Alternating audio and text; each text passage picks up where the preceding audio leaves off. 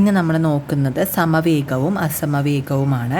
അപ്പോൾ ഇതിന് മുന്നേ ഞാൻ നോട്ടിക്കൽ മൈൽ എന്താണെന്നും പിന്നെ അതുപോലെ സ്പീഡും വെലോസിറ്റി വേഗവും പ്രവേഗവും ഏതാണെന്നും അതിശളവ് സദിശളവ് എന്താണെന്നും അതുപോലെ റെഫറൻസ് ബോഡി എന്താണ്, ചലനം എന്താണ്, അതുപോലെ ഏകമാന ചലനങ്ങൾ, ദ്വിമാന ചലനങ്ങൾ, ത്രിമാന ചലനങ്ങൾ ഇതെല്ലാം എടുത്തു കഴിഞ്ഞ ടോപ്പിക്കാണ്. അപ്പോൾ ഇതൊന്നും കാണാത്തവർ പാർട്ട് 1, 2, 3 പാർട്ടിക്കൽ ഡൈനാമിക്സിൽ പ്ലേലിസ്റ്റിൽ ഞാൻ ഇട്ടിട്ടുണ്ട്.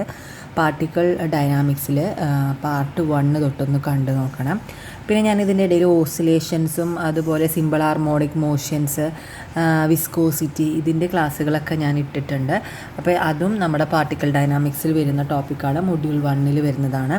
അപ്പോൾ ഇത് നമുക്ക് സമവേഗവും അസമവേഗവും എന്താണെന്ന് പഠിക്കാം. അത് ഈസിയാണ്. Uniform speed and non uniform speed. ആ പേര് കേൾക്കുമ്പോൾ തന്നെ അറിയാം. നോൺ യൂണിഫോം സ്പീഡ് എന്ന് പറയുമ്പോൾ എന്താണ്, യൂണിഫോം സ്പീഡ് എന്ന് പറഞ്ഞാൽ എന്താ, സമവേഗം എന്ന് പറഞ്ഞു കഴിഞ്ഞാൽ ചലനത്തിലുള്ള ഒരു വസ്തു തുല്യമായ ഇടവേളകളിൽ തുല്യ ദൂരമാണ് സഞ്ചരിക്കുന്നതെങ്കിൽ ആ വസ്തുവിൻ്റെ വേഗം എന്ന് പറയുന്നത് എന്താണ്, സ്പീഡ് എന്ന് പറയുന്നത് സമവേഗം.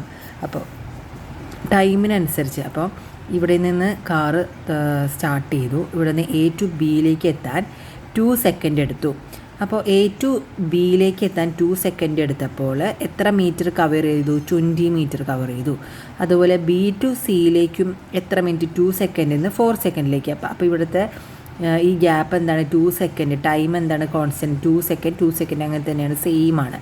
അതുപോലെ 20 മീറ്ററിന് 40 മീറ്ററിലേക്ക്, അപ്പോൾ 20 ആണ് ഇവിടുത്തെ ഡിഫറൻസ്. അതുപോലെ ഇവിടെ ഡിഫറൻസ് നോക്കുമ്പോൾ നോക്കിയാൽ 4 6ലേക്ക് വന്നപ്പോഴും 2 സെക്കൻഡ് തന്നെയാണ്. അതുപോലെ ഇവിടെ എന്താണ് 40 to 60 എന്ന് പറയുമ്പം 20 ആണ്.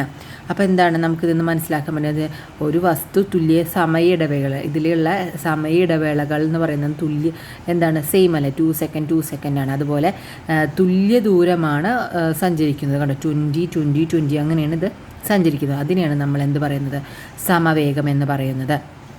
അതുപോലെ അസമവേഗവും എന്തായിരിക്കും, അപ്പോൾ ഇതിൽ നിന്ന് തന്നെ നമുക്ക് മനസ്സിലാക്കാമല്ലോ. ഇപ്പോൾ ഇവിടെ നിന്ന് 2 സെക്കൻഡിലേക്ക് എടുത്തു, 5 മീറ്ററാണ് കവർ ചെയ്തത്. ഇനി 2 സെക്കൻഡിൽ നിന്ന് 4 സെക്കൻഡ് ഇവിടേക്ക് എത്തിയപ്പോഴേക്കും ഇവിടെ എന്താ ഡിഫറൻസ്, 2 സെക്കൻഡ് ഡിഫറൻസ് വന്നു. ഇവിടെ 2 സെക്കൻഡാണ്, പക്ഷേ 5 മീറ്ററിൽ നിന്ന് കവർ ചെയ്ത് 20 മീറ്റർ 15 മീറ്ററാണ് ഇവിടെ കവർ ചെയ്തിരിക്കുന്നത്. അപ്പോൾ ഇവിടെ 5 മീറ്ററും ഇവിടെ 15 മീറ്ററും അല്ലേ ഉള്ളത്. ഇതപ്പോൾ തുല്യ ഇടവേളകളല്ല, തുല്യ ദൂരമല്ല സഞ്ചരിക്കുന്നതെങ്കിൽ, തുല്യ ദൂരമല്ല സഞ്ചരിക്കുന്നത് എന്താണ് പറയുക, അസമവേഗം എന്ന് പറയുന്നു. അസമവേഗം, നോൺ യൂണിഫോം സ്പീഡ്. അപ്പോൾ നമ്മൾ മലയാളമാണ് പഠിച്ചിരിക്കേണ്ടത്. അസമവേഗം, സമവേഗം, uniform speed and non uniform speed. വാഹനത്തിൻ്റെ വേഗമളക്കുന്ന ഉപകരണം ഏതാണ്, സ്പീഡോമീറ്ററാണ് വാഹനത്തിൻ്റെ വേഗമളക്കുന്ന യൂണിറ്റ്. ഇനി സമപ്രവേഗവും അസമപ്രവേഗവും ഇതുപോലെ തന്നെ, നമ്മളിപ്പോൾ സ്പീഡ് പറഞ്ഞ പോലെ തന്നെയാണ്. ഒരു വസ്തുവിൻ്റെ ചലനദിശ മാറിക്കൊണ്ടിരിക്കുകയാണെങ്കിൽ വെലോസിറ്റിയിൽ എന്താണ്, വെലോസിറ്റി എന്താണ്, അതിശ അളവാണോ സദിശ അളവാണോ? വെലോസിറ്റി എന്ന് പറയുന്നത് എന്തളവാണ്, സദിശ അളവാണ്, വെക്റ്റർ ക്വാണ്ടിറ്റിയാണ്. അപ്പോൾ അതിന് ഒരു വസ്തുവിൻ്റെ ചലനദിശ മാറിക്കൊണ്ടിരിക്കുകയാണെങ്കിൽ ആ വസ്തുവിൻ്റെ പ്രവേഗവും മാറിക്കൊണ്ടിരിക്കും. ഒരു വസ്തുവിൻ്റെ സ്ഥാനാന്തരത്തിൻ്റെ അളവ് തുല്യ സമയ ഇടവേളകളിൽ തുല്യമായിരിക്കുകയും ഒരേ ദിശയിൽ സഞ്ചരിക്കുകയും ചെയ്യുമ്പോൾ ആ വസ്തുവിൻ്റെ പ്രവേഗം സമപ്രവേഗമായിരിക്കും. അപ്പോൾ ഇവിടെ നിന്ന് നേരെ തന്നെയാണ് പോകുന്നതെങ്കിൽ പ്രവേഗം നമുക്ക് സഞ്ചരിക്കുന്നത് ഒരേ ഡയറക്ഷനിലാണ്, അതുപോലെ തുല്യ ഇടവേളകളിലാണെങ്കിൽ അതിനെന്ത് പറയും, സമപ്രവേഗം എന്ന് പറയുന്നു. പ്രകാശം ശൂന്യതയിലൂടെ സഞ്ചരിക്കുന്നതാണ് ഒരു ഉദാഹരണമായിട്ട് പറയുന്നത് സമപ്രവേഗം. പ്രകാശം ഒരു ശൂന്യതയിലൂടെ സഞ്ചരിക്കുമ്പോൾ സമപ്രവേഗത്തിലാണ് അല്ലേ, തുല്യ ഇടവേളകളിലാണ്, തുല്യ സമയം തുല്യ ഇടവേളകളിൽ, അതുപോലെ ഡയറക്ഷൻ മാറുന്നില്ല, നേരെ തന്നെയല്ലേ സഞ്ചരിക്കുന്നത്. ഒന്ന് ആലോചിച്ച് നോക്കിയൊക്കെ, പ്രകാശം ശൂന്യതയിൽ എങ്ങനെയാണ് പോകുന്നത്, ഡയറക്ഷനിൽ വല്ല മാറ്റം വരുന്നുണ്ടോ, ഇല്ല, ദിശയ്ക്ക് മാറ്റം വരുന്നില്ല. അതിനെയാണ് നമ്മൾ സമപ്രവേഗം എന്ന് പറയുന്നത്. ഇനി അസമപ്രവേഗം, ഒരു വസ്തുവിൻ്റെ വേഗം, ദിശ എന്നിവയിൽ ഏതെങ്കിലും ഒന്ന് മാറിയാൽ മതി വസ്തുവിൻ്റെ പ്രവേഗം അസമപ്രവേഗം എന്ന് പറയാം. സ്റ്റേഷനിൽ നിന്ന് പുറപ്പെട്ടു നീങ്ങുന്ന ട്രെയിൻ എന്ന് പറയുമ്പോൾ നമ്മൾ ആദ്യം ഒന്ന് സ്പീഡ് കുറഞ്ഞിട്ടല്ലേ പോകുന്നത്. അപ്പോൾ സ്പീഡ് കുറഞ്ഞ് പിന്നെ അത് കൂടി വരും. അപ്പോൾ അവിടുത്തെ ഒരേ ഇടവേളകളിൽ തുല്യ സമയമാണോ, അല്ല. ഇനി പിന്നെ അതുപോലെ ട്രെയിൻ എന്താണ്, ദിശ മാറിക്കൊണ്ടിരിക്കുന്നുണ്ട്. അപ്പോൾ ഒന്നിലും ദിശ മാറിക്കൊണ്ടിരിക്കും. അതിനെന്താ പറയുക, അസമപ്രവേഗത്തിലാണ് ആ ട്രെയിൻ സഞ്ചരിക്കുന്നത്, അസമപ്രവേഗത്തിലാണ്. അപ്പോൾ നിങ്ങൾക്ക് മനസ്സിലായെന്ന് വിചാരിക്കുന്നു. സമപ്രവേഗവും അസമപ്രവേഗവും ഒന്നുമില്ല, സമവേഗവും അസമവേഗവും പോലെ തന്നെയാണ് സമപ്രവേഗവും അസമപ്രവേഗവും. ഇനി നമുക്ക് പഠിക്കാനുള്ളത് ശരാശരി പ്രവേഗവും ശരാശരി വേഗവും. Average velocity and average speed. Average velocity and average സ്പീഡാണ് നമ്മൾ പഠിക്കുന്നത്. സ്ഥാനാന്തരത്തിന് നമ്മൾ ഡെൽറ്റ എക്സ് എന്ന് പറഞ്ഞു കേട്ടോ. സമയം ഇടവേള എന്ന് പറയുമ്പോൾ ഡെൽറ്റ ടി കൊണ്ട് ഹരിക്കുന്നതിന് ശരാശരി പ്രവേഗം എന്ന് നിർവചിക്കുന്നു. അപ്പോൾ നമുക്ക് എന്താ പ്രവേഗം ഓൾറെഡി അറിയാലോ. പ്രവേഗം എങ്ങനെയാണ് കാണുക? ശരാശരി സ്ഥാനാന്തരം ബൈ സമയമാണല്ലോ. അപ്പോൾ ഇവിടെ സ്ഥാനാന്തരം സമയ ഇടവേള delta X by delta T എന്ന് പറയുന്നതാണ് ശരാശരി. ഇപ്പോൾ ടോട്ടലിനെയാണ് പറയുന്നത്. അപ്പോൾ പല രീതിയിൽ വെലോസിറ്റി ഉണ്ടെങ്കിൽ നമുക്ക് അതിൻ്റെ ടോട്ടൽ കാണുകയും സ്ഥാനാന്തരത്തിനുണ്ടാകുന്ന മാറ്റം ബൈ സമയ ഇടവേള.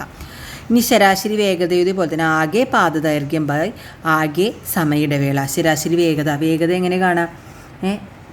വേഗത സ്പീഡ് എങ്ങനെ കാണാം? ഡിസ്റ്റൻസ് ബൈ ടൈം അല്ലേ. അപ്പോൾ ടോട്ടൽ ഡിസ്റ്റൻസ് ബൈ ടോട്ടൽ ടൈമാണ് ശരാശരി വേഗത എന്ന് പറയുന്നത്. അപ്പോൾ നമ്മൾ സമവേഗവും അസമവേഗവും പഠിച്ചു. ഇനി നമുക്ക് അറിയേണ്ട ഒരു കാര്യമാണ് ശരാശരി വേഗതകളുടെ ശരാശരി. ഇത് തമ്മിൽ എന്താണ് വ്യത്യാസം എന്ന് നോക്കിയേ. ചിലപ്പോൾ ഇത് തെറ്റിപ്പോകാൻ സാധ്യതയുണ്ട്. ശരാശരി വേഗത എന്ന് പറയുമ്പോൾ ആവറേജ് വെലോസിറ്റിയാണ് അല്ലേ. ശരാശരി വേഗത എന്ന് പറയുമ്പോൾ ആവറേജ് വെലോസിറ്റിയാണ് അല്ലേ ശരാശരി വേഗത. മറ്റേതെന്താണ്? വേഗതകളുടെ ശരാശരി എന്ന് പറയുമ്പോൾ വേഗതകളുടെ ശരാശരി. അപ്പോൾ ആ ചോദ്യത്തിൽ തന്നെ ഉണ്ട് വേഗതകളുടെ. അപ്പോൾ പല വേഗതകളുണ്ടാവും, അതിൻ്റെ ശരാശരി കാണാനാണ് പറഞ്ഞത്. ശരാശരി വേഗത എന്ന് പറയുമ്പോൾ വേഗതകളുടെ ശരാശരിയും ശരാശരി വേഗതയും വ്യത്യസ്തമാണ്. ആകെ സഞ്ചരിച്ച ദൂരത്തെ സഞ്ചരിക്കാനെടുത്ത സമയം കൊണ്ട് ഹരിച്ച് കിട്ടുന്നതാണ് ശരാശരി വേഗത. അപ്പോൾ ആകെ സഞ്ചരിച്ച ദൂരം, ഇപ്പോൾ ഞാനൊരു ഉദാഹരണം പറയണമെങ്കിൽ ആദ്യം 2 മീറ്റർ സഞ്ചരിച്ചു, പിന്നെ അതൊരു 3 മീറ്റർ സഞ്ചരിച്ചു എന്ന് വിചാരിക്കൂ. അപ്പോൾ എന്താ ചെയ്യേണ്ടത്? ആകെ സഞ്ചരിച്ച ദൂരം ബൈ സഞ്ചരിക്കാനെടുത്ത സമയം കൊണ്ട് ഹരിക്കുക. അപ്പോൾ ഇത് 2 മീറ്റർ സഞ്ചരിക്കാൻ 2 സെക്കൻഡ് എടുത്തു. അതുപോലെ 3 മീറ്റർ സഞ്ചരിക്കാൻ എന്തെടുത്തു? 3 സെക്കൻഡ് എടുത്തു എന്ന് വിചാരിക്കുക. അപ്പോൾ എന്ത് ചെയ്താൽ മതി? ആകെ സഞ്ചരിച്ച ദൂരം എത്രയാണ്? 5 മീറ്റർ. ആകെ സഞ്ചരിച്ച ദൂരം എടുത്ത സമയം കൊണ്ട് ഹരിക്കുക എന്ന് പറയുമ്പോൾ ഇതെന്താണ്? സമയത്തിന് നമ്മൾ കൂട്ടുക. 2 സെക്കൻഡ് പ്ലസ് 3 സെക്കൻഡ്. അപ്പോൾ 5/5 സെക്കൻഡ്. അപ്പോൾ എന്താണ്? 1 മീറ്റർ പെർ സെക്കൻഡാണ് ഇത് സഞ്ചരിച്ച ദൂരം എന്ന് പറയുന്നത്, ആകെ സഞ്ചരിച്ച ദൂരം എന്ന് പറയുന്നത്. അപ്പോൾ ശരാശരി വേഗത എങ്ങനെയാണ് കാണുക? നമ്മൾ തന്ന ദൂരവും പ്ലസ് ചെയ്യുക, അതുപോലെ തന്ന സമയവും പ്ലസ് ചെയ്ത് ഡിവൈഡ് ചെയ്താൽ മതി. നമുക്ക് എന്ത് കിട്ടും? ശരാശരി വേഗത കിട്ടും. പക്ഷേ വേഗതകളുടെ ശരാശരി അങ്ങനെയാണോ കാണേണ്ടത്? അല്ല. വേഗതകളുടെ ശരാശരി കാണണമെങ്കിൽ എന്ത് ചെയ്യണം? നമുക്ക് ഒന്നില്ലെങ്കിൽ നമുക്ക് തന്നിട്ടുണ്ടാവുക ഇപ്പോൾ ഒരു 5 മീറ്റർ പെർ സെക്കൻഡ് തന്നിട്ടുണ്ടാവും. 5 മീറ്റർ പെർ സെക്കൻഡ് വെലോസിറ്റിയിൽ സഞ്ചരിച്ചു. അത് കഴിഞ്ഞിട്ട് പിന്നെ ഒരു 10 മീറ്റർ പെർ സെക്കൻഡിൽ സഞ്ചരിച്ചു എന്ന് പറഞ്ഞു കഴിഞ്ഞാൽ ഇതിപ്പോൾ എന്താ തന്നത്? പ്രവേഗമാണ് നമുക്ക് തന്നിരിക്കുന്നത്.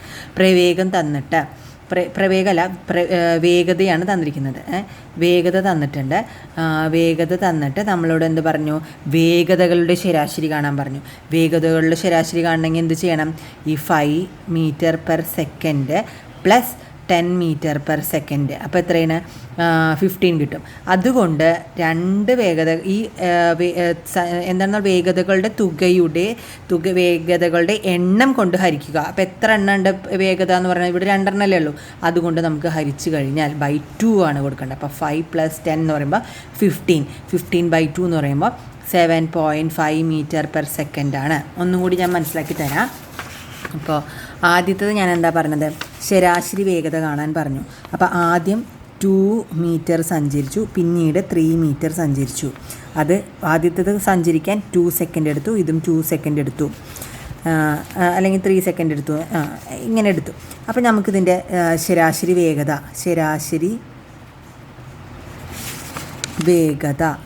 കാണണമെങ്കിൽ എന്ത് ചെയ്താൽ മതി?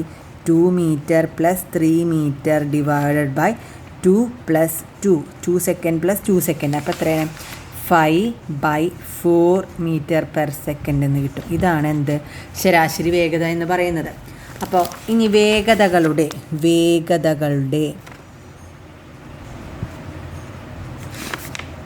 ശരാശരി. അപ്പോൾ എന്താ തന്നിട്ടുണ്ടാവുക? വേഗതയാണ്. അപ്പോൾ ആദ്യത്തെ ഫസ്റ്റ് വെലോസിറ്റി എന്ന് പറയുന്നത്, വേഗത എന്ന് പറയുന്നത് ഒരു 5 മീറ്റർ പെർ സെക്കൻഡും പിന്നത്തെ വേഗത എന്ന് പറയുന്നത് 2 മീറ്റർ പെർ സെക്കൻഡും ആണ് തന്നിട്ടുള്ളത്. അപ്പോൾ വേഗതകളുടെ ശരാശരി കാണണമെങ്കിൽ എന്ത് ചെയ്യണം? ആദ്യം ഇത് തമ്മിൽ കൂട്ടണം. 5+2.